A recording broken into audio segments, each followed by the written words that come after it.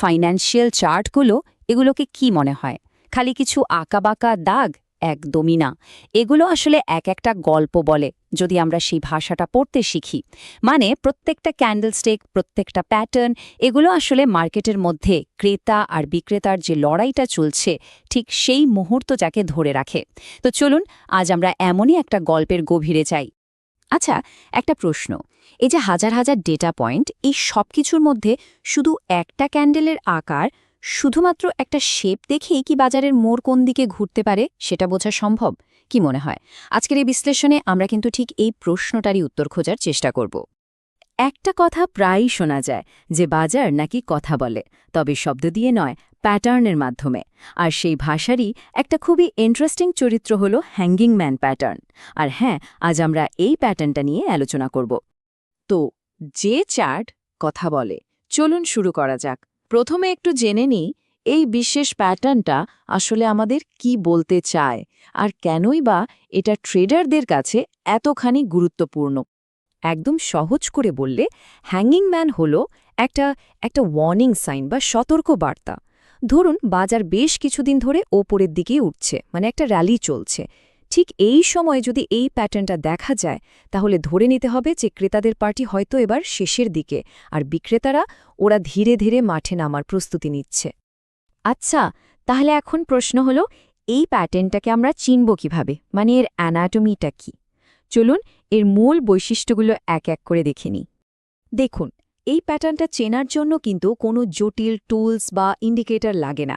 যা দরকার তা হলো শুধু একটু তীক্ষ্ণ দৃষ্টি আর চার্টকে মনোযোগ দিয়ে দেখা, সাথে বাজারের বর্তমান ট্রেন্ডটা বুঝতে পারা। ব্যাপারটা অনেকটা ডিটেকটিভের মতো, তাই না? একটা পারফেক্ট হ্যাঙ্গিং ম্যান চিনতে হলে আমাদের মূলত 4টি জিনিস খেয়াল রাখতে হবে। প্রথমত, এটা কখন দেখা যাবে?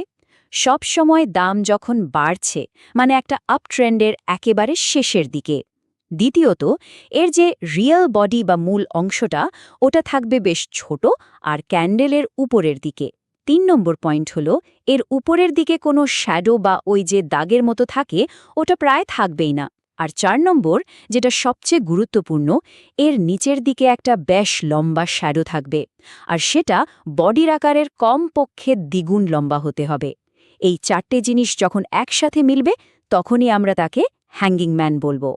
ব্যাপারটাকে এভাবে ভাবা যেতে পারে, ধরুন এটা একটা দড়ি টানাটানির খেলা চলছে। ওই যে লম্বা লোয়ার শ্যাডোটা, ওটা কি দেখাচ্ছে? ওটা দেখাচ্ছে যে দিনের কোনো একটা সময়ে বিক্রেতারা কিন্তু দড়িটা নিজেদের দিকে বেশ খানিকটা টেনে নিয়েছিল, মানে দামটা অনেক নিচে নামিয়ে এনেছিল।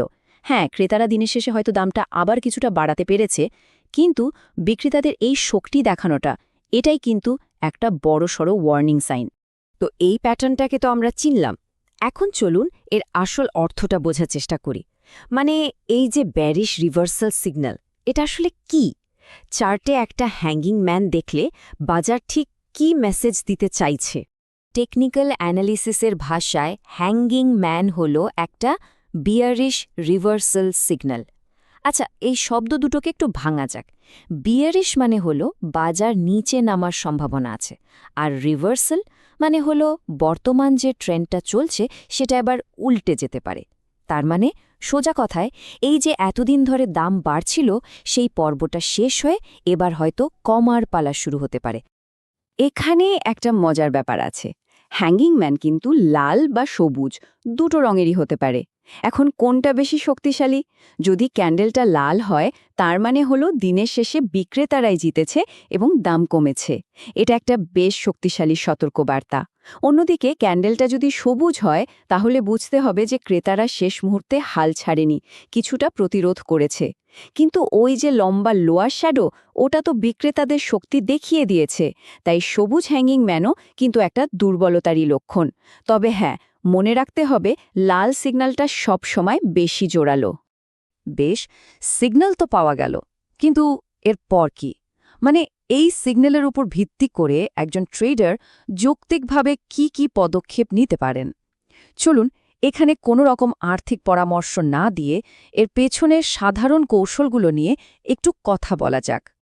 দেখুন, একটা খুব গুরুত্বপূর্ণ কথা হলো, হ্যাঙ্গিং ম্যান দেখে কিন্তু হুট করে কোনো সিদ্ধান্ত নেওয়া একদমই উচিত না। একটা লজিক্যাল অ্যাপ্রোচ কি হতে পারে?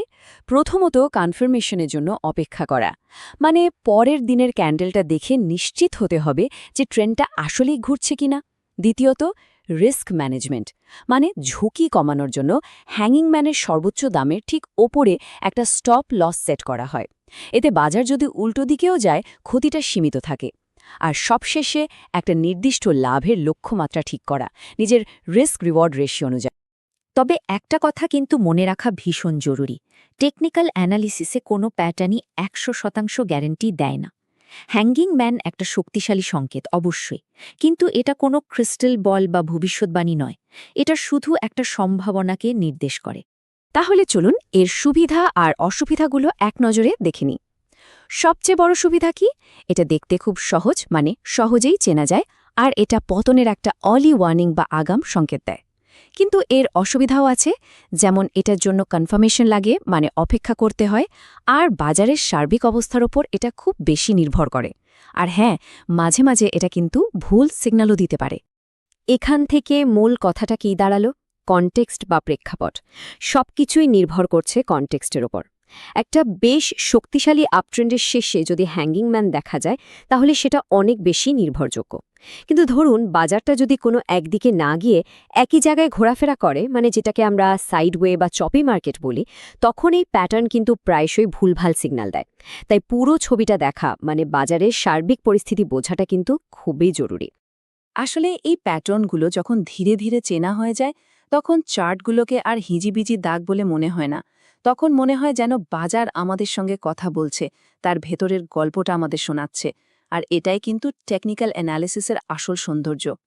তো হ্যাঙ্গিং ম্যান তো বাজারের বলা অনেক গল্পের মধ্যে মাত্র একটা।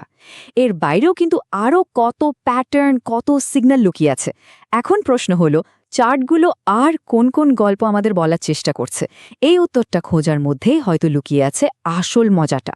কারণ চার্টগুলো কিন্তু সবসময় কিছু না কিছু বলতে চায়, শুধু আমাদের শোনার জন্য কানটা খোলা রাখতে হয়।